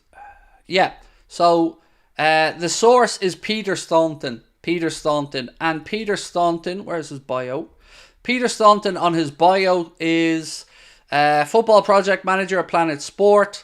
He said, as seen in Planet Sport, on MSN UK, The Economist Times, The Mirror UK, Yahoo, Goal, Wales Online, Manchester Evening News, Birmingham Mail, Liverpool Echo, and more. So apparently his work has been published or utilised in quite a few places. And on the Alisson situation, this is what he had to say on it. Alisson Becker, currently under contract at Anfield until 2027, is reportedly open to a move to Saudi Arabia despite his pivotal role in Liverpool and his weekly earnings of over £200,000. A significant bid could be hard to resist for the club. Sources suggest that Alisson is being considering the move due to the British climate, which has been challenging for his family, the allure of sunnier climates and the financial capability of Saudi clubs to meet his transfer value make the prospect even more appealing for the Brazilian number one. Although not explicitly mentioned in the report, Al Ittihad is believed to be in the market for a high-profile goalkeeper next season, with the potential departures of Karim Benzema or Jota to make room for a foreign player quota. Al Ittihad could be a likely destination for Alisson. Barcelona's Marc-Andre ter Stegen is another goalkeeper linked with the club, indicating their serious intent to strengthen their squad. And there was also some reports, not to Al Ittihad in general, that they were even considering looking at Ederson from Manchester City to go to the Saudi Pro League. So that's where those stories came from. And yeah, as I said, over to you guys, whether you think there's any truth to them or not.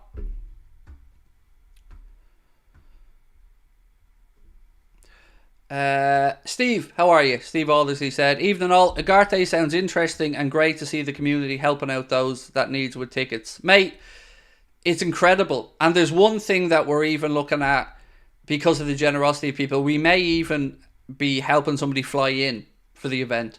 So far, I think there's been 8 tickets, I think, purchased for people from donations from other people in the chat as well.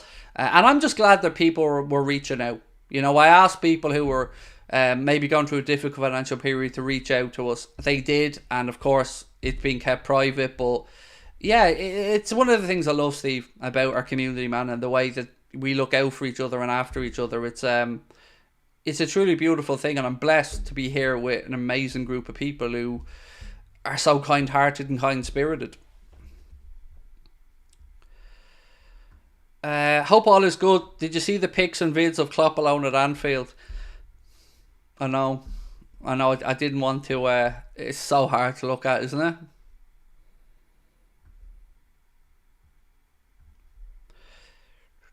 Any top class player going to the Saudi League is a terrible decision.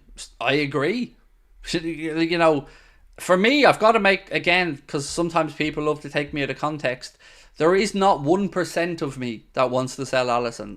Every fibre of my being wants Alisson to stay here and fulfil his contract to 2027.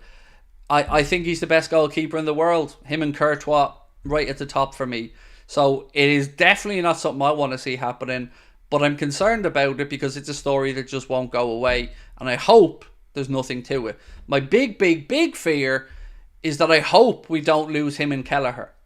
Let's say we sold Kelleher and then late in the window some drama happened and, you know, a move for Alisson happened at the end. Then we'd be in big trouble. So, yeah. Alex McCarthy, by the way, is being linked as well with Liverpool, but relax now before you jump. It's just as an Adrian San Miguel replacement, so potentially he's the third choice goalkeeper. Oh, United have won 3-2.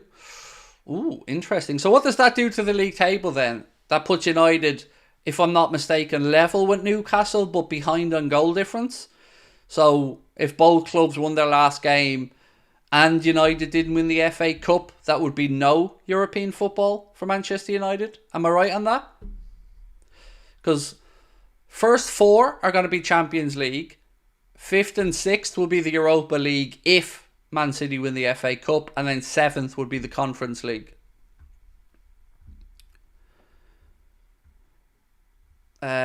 Puts Chelsea 6th, Newcastle 7th, United 8th.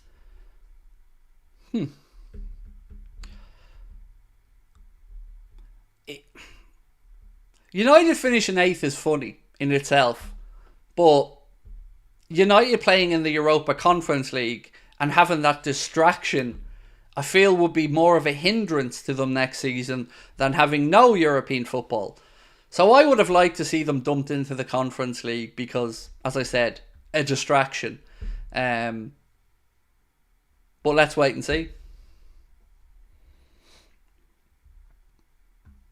Because imagine they got into the Conference League and didn't win it. I'm still embarrassed that we didn't win the Europa League, lads. I can't lie. Oh, by the way, I want to check something with you guys. Connor got 2 tickets to the Europa League final, and I was offered 2 tickets as well. When I say offered, I mean from UEFA, because there was a ballot. We weren't successful in the initial ballot, but people then didn't take up their allocation, so we were offered them. I'd already agreed to do a watch-along here, so I declined the opportunity to buy 2 tickets. But Connor got himself 2 tickets to the Europa League final, and I was wondering, does anybody else get a second ballot offer or chances to go? Because, it's I can get Connor's thought process. It's, a final in Dublin. For me, I said I was going to do the watch along on here, so I'm going to the watch along on here. But I just wondered, did anybody else get a second opportunity at them? I don't even think they were that dear. I think he said £100 a ticket for the ones he got. I'm worried. What if Poole doesn't get top 4 next season? I don't think there's any answer that any of us can give now that is going to change that fear. Because I can't tell you we will, and you can't tell me we won't. So I get it. It's not an irrational fear. But this is why the transfer business for me is going to be so important this summer. Because other clubs aren't going to stand still. Arsenal are being linked again to another very, very expensive midfielder, and they're going to look to improve their squad. City are going to look to improve their squad. United are certainly going to look to improve it. Spurs are going to, Villa are going to. So we got to get our business right and not stand still. And if we lose a couple of players, we just have to make sure we're ruthless. It has to be a good window. No more cheapness from John.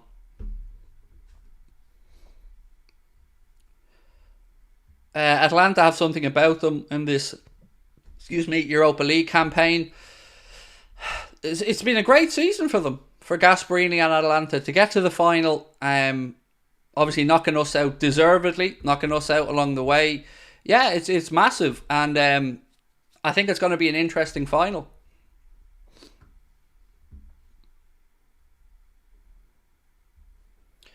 The pressure is on Slot to get top 4. 7 Hag. No, come on now. 7 Hag's not fair.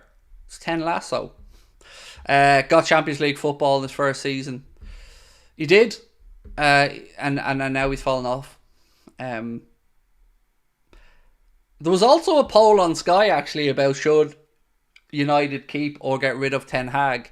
And it was very close. I think if I remember correctly, 53% of people said get rid of him. 47% said keep. Another interesting one was most Manchester United fans wanted to get rid of Mark. No, that's not fair. Most fans that voted said United should get rid of Rashford.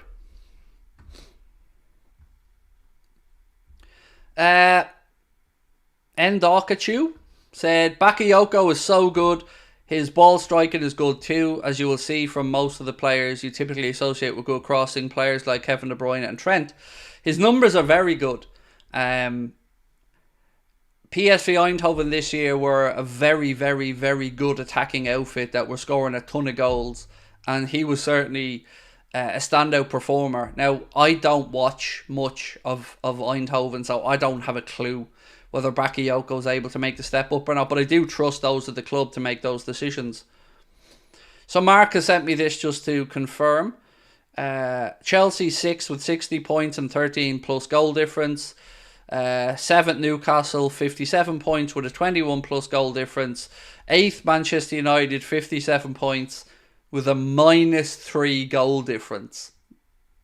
Even that alone should be enough to get Ten Hag sacked.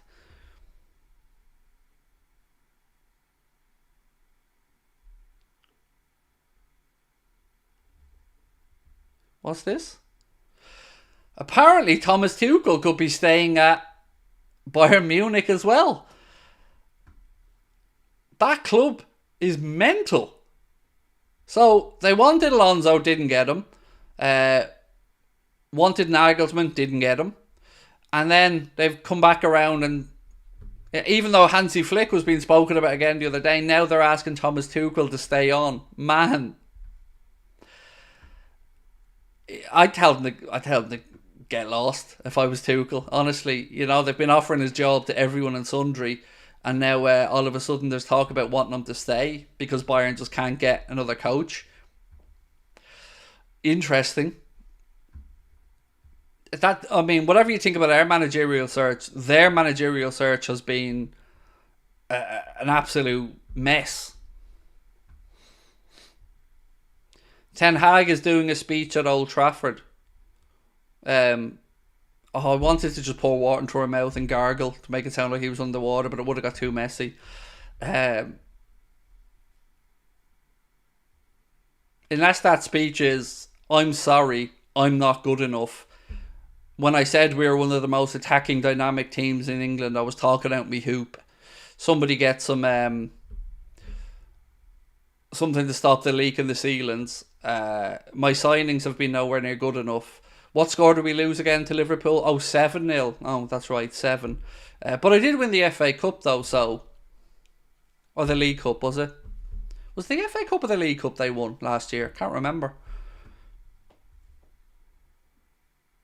It was a League Cup, right? Because City won the treble. So it was a League Cup if my memory's right. I hope we go for Johan Bakayoko. Absolute baller. Said it's Rhino 20. Bayern really want to lose now. Said Eliel Werewolf. It's a weird one because they feel like they're setting up for one more year with whoever it is. They're even talking about transfers for next year, as in 2025. Celtic won the title again. Interesting. I don't really follow Scottish football, to be honest with you, but I guess it's news. Who do we think's coming up out of the playoffs, by the way? Actually, we should do a poll on that. So we did ask, any truth to Alisson moving away from England, and you guys, 68% of you, 69% of you now think no. So let's ask who you think is coming up from the playoffs. Let's get a final poll. We've 24 minutes left. Let's get a poll up on who's getting promoted.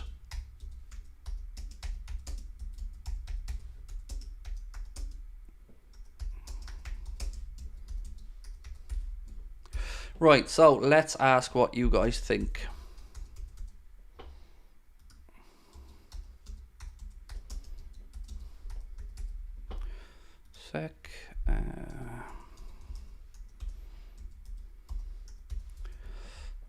Okay, add last option.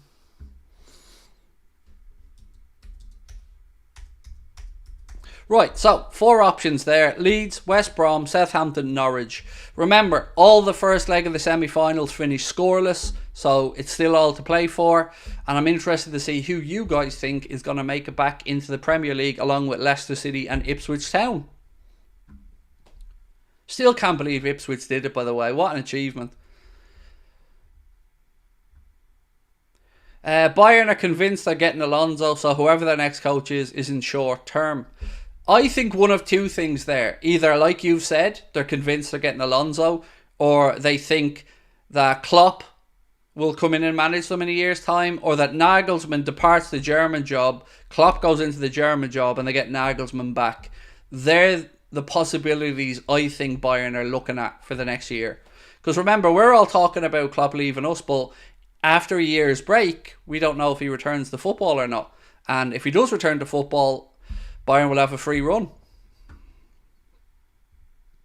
Who do I think?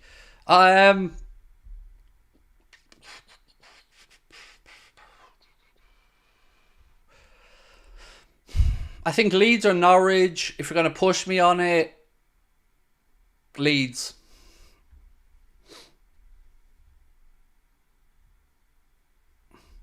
Craig, I've asked the chat to hit the like. They're afraid of it. Yes, please do hit that like button if you haven't. And by the way, we only need 8 more subscribers to get to 260,700. So if you haven't hit the subscribe button, my friends, please do.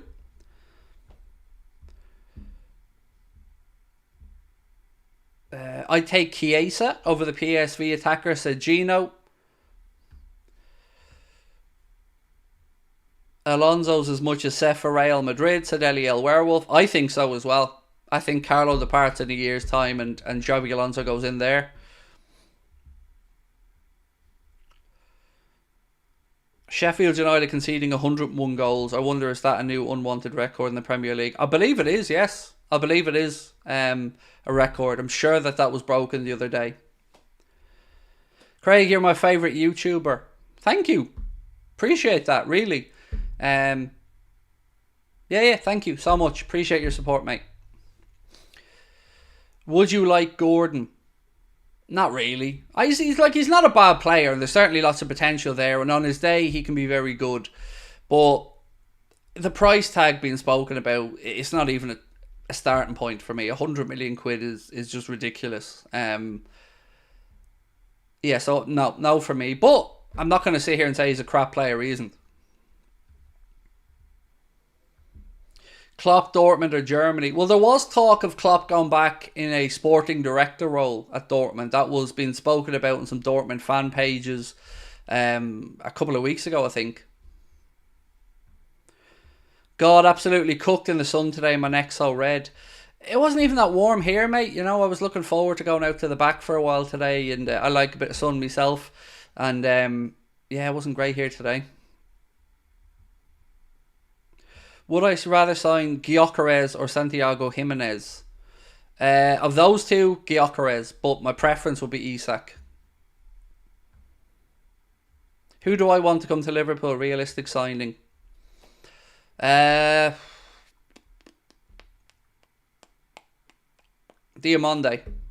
from Sporting Lisbon. So that will be my centre back.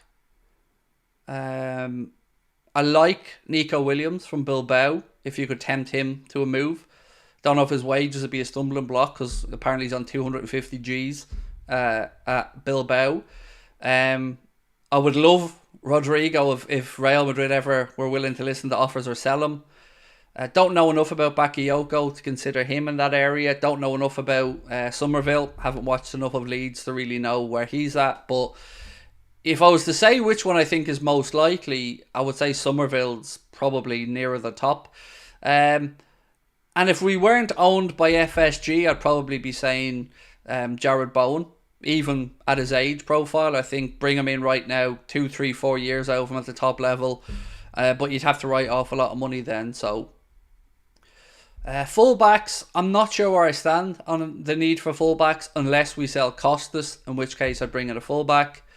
And goalkeeper could be a tricky one, because I feel like we will lose a goalkeeper this summer, most likely Queeveen Kelleher, and if Queeveen goes, God, replacing him is going to be difficult.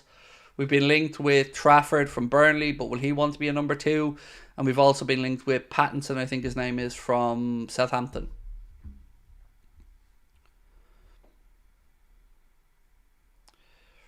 Gomez leaving, right? I don't believe so. There's been some talk about it. You are right in that regard, but Joe signed a new contract last year.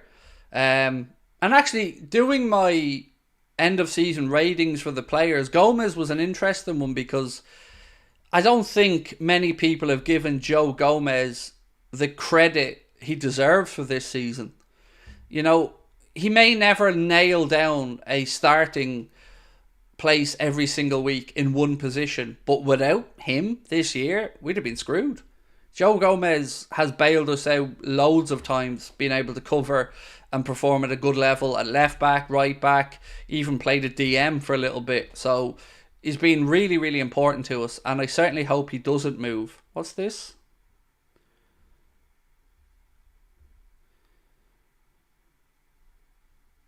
So someone just sent me a picture of a potential foul from, was it Amrabat or somebody on one of the Newcastle players? Big rip down the back of his sock and all, but apparently it wasn't a penalty. Wow.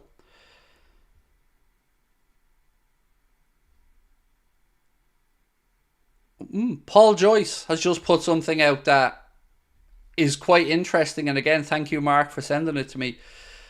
Klopp has always been loyal to his squad, too loyal in some cases. James Milner and Roberto Firmino would have received new contracts last summer had Jurgen Klopp got his way. Henderson and Fabinho were not pushed out, they forced their way out. Gonna read that out again for people who maybe didn't hear me. Paul Joyce. So again, we're not talking about Jimmy from, I don't know, Jimmy from Bournemouth here. We're talking about Paul Joyce. And this quote was, Klopp has always been loyal to his squad, too loyal in some cases. James Milner and Roberto Firmino would have received new contracts last summer had Klopp got his way. Henderson and Fabinho were not pushed out, they forced their way out.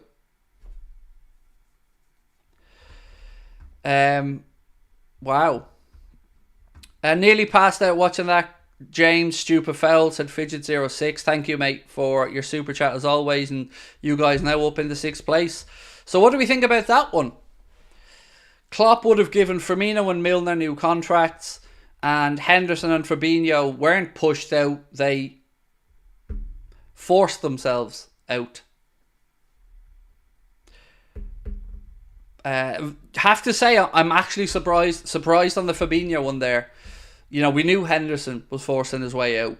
And that shocked me at the time because, you know, Henderson came back into pre-season looking ripped. Looking like he really wanted to knuckle down and fight for his place. I think he'd been doing boxing training and stuff. And he looked in great condition.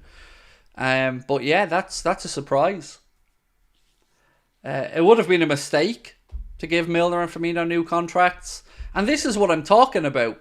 This is why we haven't been ruthless enough and Klopp has been too loyal. And it's a horrible thing to label at somebody. You're too loyal. Like in almost every walk of life, that's not a knock. It's a compliment. But we need to be ruthless. And we haven't been. And we've tied up money and ended up in situations where we've looked silly, in my opinion. Specifically, the gaffer going to bat for Henderson on that new deal. That was the wrong decision. And this is why I would sell Salah. Because I don't want to be in another one of these situations where we haven't cashed in on a player if money comes in at the right time to allow us to rebuild. Milner signed a new deal at Brighton, 38 years old. What a pro. Look, Jimmy Milner's an incredible professional. But taking up a homegrown spot at Liverpool? No, not for me. I think maybe he's going to have a view to coaching probably in that new role at Brighton. Lallana's departing after 4 years as well there. But yeah, the Fabinho news there has really surprised me. I thought with Fabinho it would have been a case of he was wanted by Saudi and an offer was made that Liverpool thought was okay and the player was open to it. That's how I thought that went down. Because it was a fair fee that we got.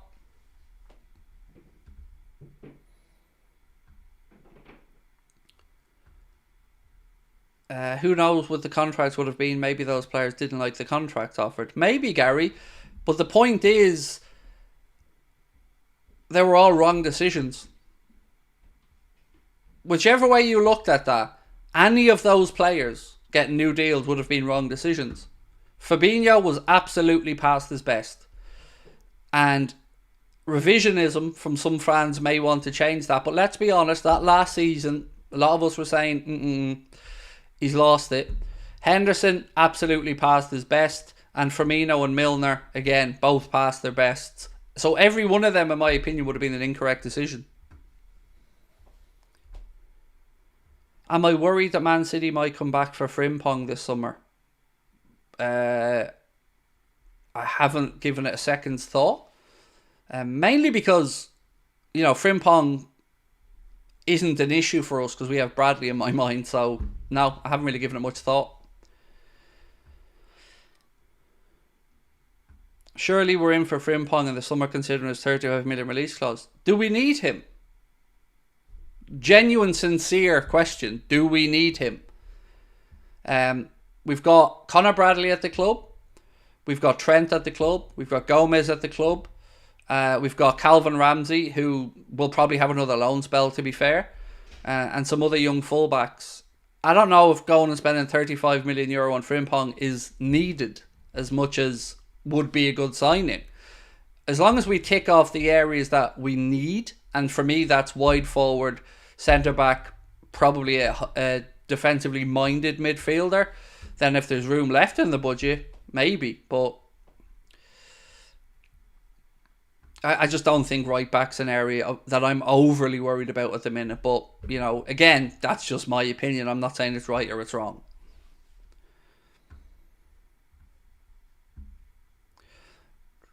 We should get Molina from Atletico. He's a defended right back and is quick. Jordan said, yes, have you seen him play? Frimpong, yeah, I have. And for me, you're just going to get Trent Alexander-Arnold II. Somebody who's great going forward, but people will criticise defensively.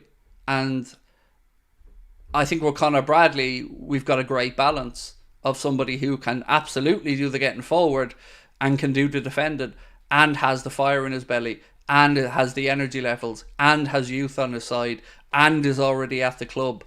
I just think we don't need it. Now, if you were to sell Trent, let's say, to Real Madrid because he wouldn't agree a deal, different conversation maybe. But for me, it's not a player I'd say no to. Don't get me wrong. I'm not saying I don't want Frimpong. My part is I don't think we need him.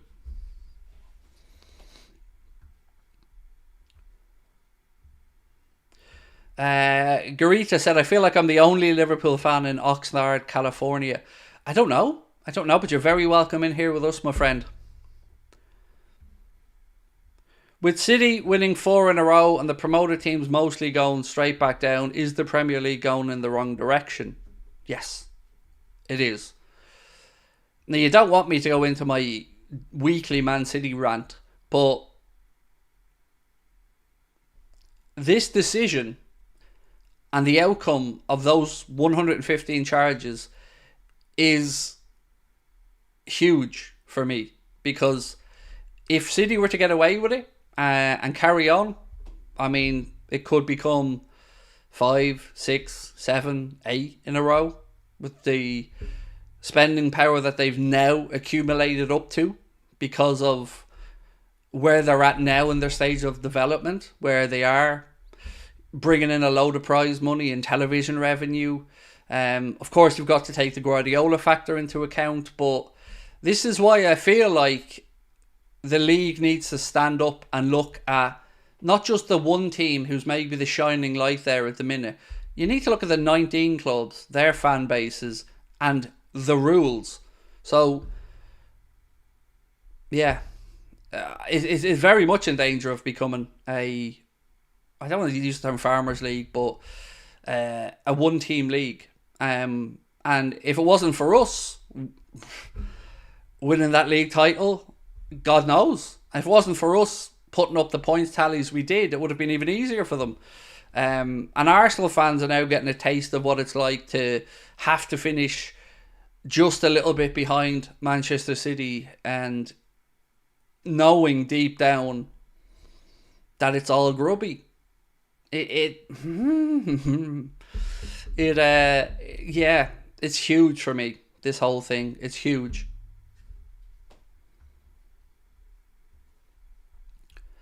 I think our leaky defence is down to not having a prime Fabinho or somebody similar. It definitely contributes, mate. But Endo's done decent numbers this year. But I fully agree with what you say. When we talk about the defence, we can't just blame centre-backs and full-backs, because defending is an entire team. And to get to the defence, you have to get through the attackers in the midfield. So Everybody has to contribute, and we do need to be better with our pressing, and we do need to close people down. But one thing I would also add to the conversation is we need to stop giving the ball away. Go back this season and watch how many goals or chances have come from us transitioning into attack with people getting into the forward positions, and then a misplaced pass infield sees somebody counter-attack us, attack the space that's vacated, and score. So there's a couple of things. We need to be much, much safer in possession, or better in possession, and certainly we need to defend from the front a lot better. Fulham's left back is great, said Salomon Khan. Robinson, yes, he's still like 27 though. I think he's not 26, 27, Anthony Robinson, but he is another one who I would swap him for Costas in a heartbeat. No doubt about that. Jerry said Gravenberch is still yet to come good. He scored one nice goal. Other than that, he's been mostly trash. Really? I disagree with you being the mostly trash part. I don't think he's had enough opportunities. I think he started the season well, fell away a bit, and then hasn't really been given much of a run out. I think it's too early to make judgment on him one way or the other. Same with Dominic Szoboszlai. 1 year in the league, especially for Gravenberch, having come from not playing a lot of football in Germany, is I think it's too early, and I certainly wouldn't be looking to move him on. Barry said, I think a lot of that, Craig, is because we attack like nutters. It is, we commit bodies forward, but we're not careful enough in possession. And it's if you look at it, they're always sloppy, silly passes that land us in trouble. It's so weird, Craig, because other than Canade, this is the same defence from 18-19 that was the best. But again, it's what's in front of the defence. And in 18-19, our forwards and midfielders were pressing and closing down like animals and hounding people and pressing in packs. So it's not just, as was correctly pointed out, just the last line of defence. And Canade's a really weird one. I don't know what's going on with Ibu, but since his injury, his latest injury, he looks really shaky. And okay, he's always kind of had a possible mistake in him, but to me it looks like it's intensified in recent times. Right, we're at 462 likes. Can we get it up to 500 before we finish in 4 minutes' time? And we're only 5 subscribers away from our goal of getting to 260,700 as well. So if you haven't subscribed, please do. Touche, Craig. Just said that the front six were monsters off the ball. Yes, they were. When am I ending the stream? In about 5 minutes, mate. In about 5 minutes.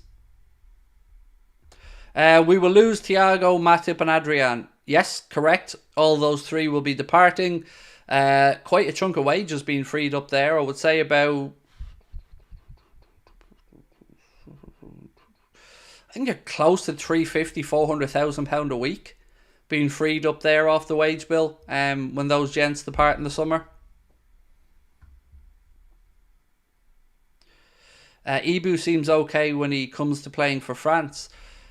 He just needs... For me, the biggest critique I'd have of Ibu is the stupid free kick he gives away. He seems to be too touch tight to people and giving away needless free kicks when he's trying to close people down. It does my head in, because we're susceptible from set pieces, and here we are giving away a load of silly free kicks, giving teams chances to deliver set pieces.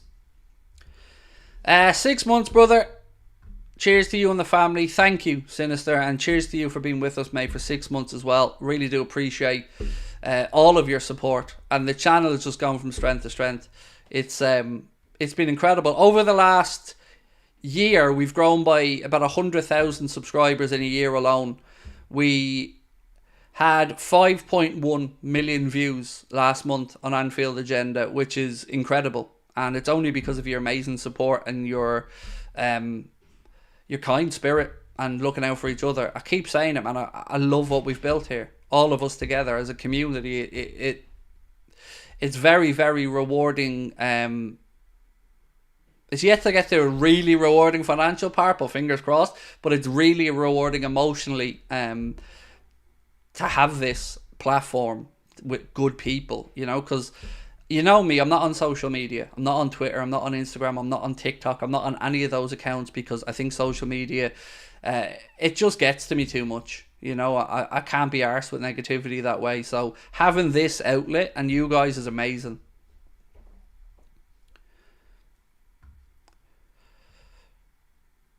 Thiago's jersey is currently injured. Craig, would I prefer a high line or zonal marking or man marking? I don't mind the high line so much. But I hate zonal marking. Nobody's going to... I was at an evening with Rafael Benitez where he tried to spell out and change people in the audience minds about zonal marking, and he gave a really good description of why it works in his eyes. I hate it. You know, players having a running jump at a defender who's in a standing start position. Man marking for me is the way to go. I'm old school in that regard. Your player scores, it's your fault. You know who's responsible for what. Another difference in our defence at Tony Hort is the inverted right back. I'm not a fan of it. I was a fan of it initially, Tony, and I think it certainly served some good purpose for us, bro, but it has also been used as a way to get at us without shadow of a doubt, mate. And I don't think that's going to change under Slot, unfortunately. The way he attacks inverted fullbacks and often inverted wide players come into play. So, let's say we're attacking down the left-hand side. As an example, Salah will tuck in then to become an additional number 10 and try and create a central overload. Right, look, it is 10:30. We have reached the 2-hour mark. And again, want to just say thank you. Reminder, tickets are on sale for Belfast, Cardiff, Liverpool. They are the last 3 live shows we're going to do as a channel. If you'd like to come along and see us, you can use the link at the top of the chat to get your tickets. The Belfast show is over 18s. That's in just over 2 weeks' time. Cardiff, August the 2nd at the Richard Burton Theatre. Liverpool, August the 4th at the at the Hot Water Comedy Club. And both those tickets are just £15, £15 for Cardiff and Liverpool. So, again, hope to see you there. You're totally right, said Barry. Sloppy passes was same because we're so fluid positionally, interchanging, attacking. When we lose the ball, we leave huge spaces, which leave us vulnerable, unlike City and Arsenal. What's this Connor sending me? And also, Paul Joyce has just said Jurgen Klopp was serious about handing Joel a new contract deal as well. I'm glad that he doesn't get to make that decision now. So yes, thank you, Barry, as well. And yes, we do leave spaces behind, mate. And I will catch up with you guys tomorrow, same time, same place, 8:30. Until then,